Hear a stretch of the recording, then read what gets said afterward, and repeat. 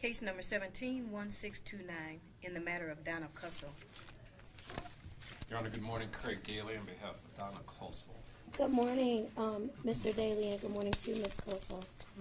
I brought this matter back today because yesterday I held Ms. Kosal in direct criminal contempt because of her disrespectful and disruptive behavior during the sentencing of her daughter, who was being sentenced for operating while impaired, causing death.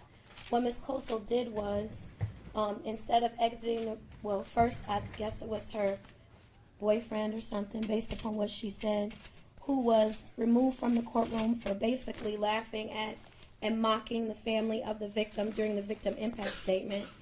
And when I said that if anyone else didn't know how to behave, they could leave too, Ms. Kosal, I guess, decided to exit. But instead of just exiting quietly, she got up, stormed out, violently burst through the door, and began yelling in the hallway, further disrupting the proceedings.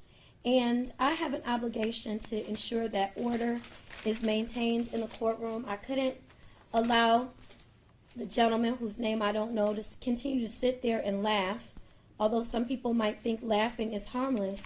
It was only a matter of time before the family of the victim became upset or angered after that kind of behavior, and I couldn't risk some sort of a fight or some sort of disturbance going on in the courtroom. And when Ms. Kosal did what she did, instead of just exiting quietly and politely, when she got up abruptly and burst through the door and began yelling in the hallway, it further disrupted the proceedings, and it was in my immediate presence, and it was basically a further disruption and a continuation of the overall pattern of behavior of disrespect. And so I held her in direct criminal contempt because it all occurred in my immediate view while court was in session, for which she's not entitled to any hearing or any representation. She can be immediately jailed for a maximum period of up to 93 days.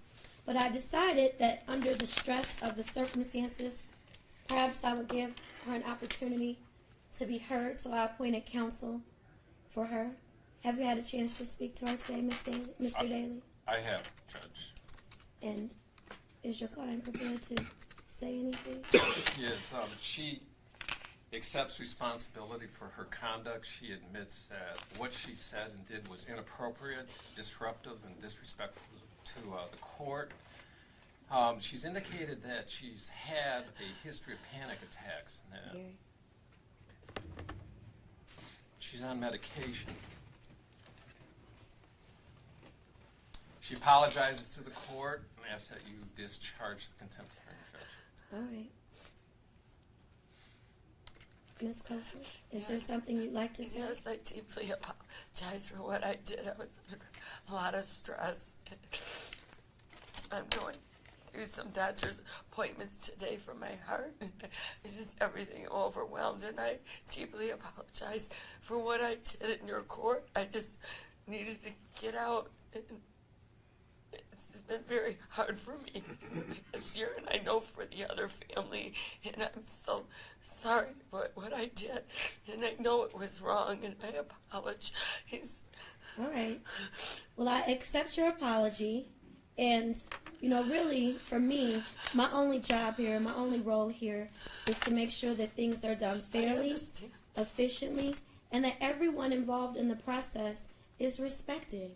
And you weren't here, you were already in the back when I told your daughter at the conclusion of her sentencing that I didn't attribute any of the conduct that went on in the audience to her, and I recognized that she was remorseful because she became emotional and was crying when the victim's family was speaking. But what you have to understand is, as hard as this is for you to see your baby going to prison, imagine what that family feels like when their child's dead. I understand that. I feel for them too. So I hope that you've learned a valuable lesson from this.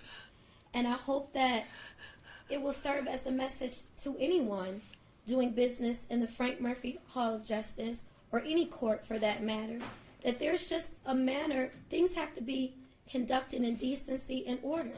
You can't come to court acting a fool. I know people watch a lot of shows on TV where you see different things happening in make-believe courtrooms that give people a skewed sense of reality, but this is real life here.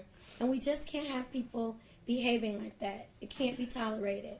just- So I will modify your sentence for direct criminal contempt from 93 days to 1 day with credit for time served, and you should be released today. God bless you. Thank you. Thanks. And I apologize very solely and for the other family. Thank you. You're welcome. All right, you'll be processed and released. Thank you. You're welcome. Thank you, Mr. Daly.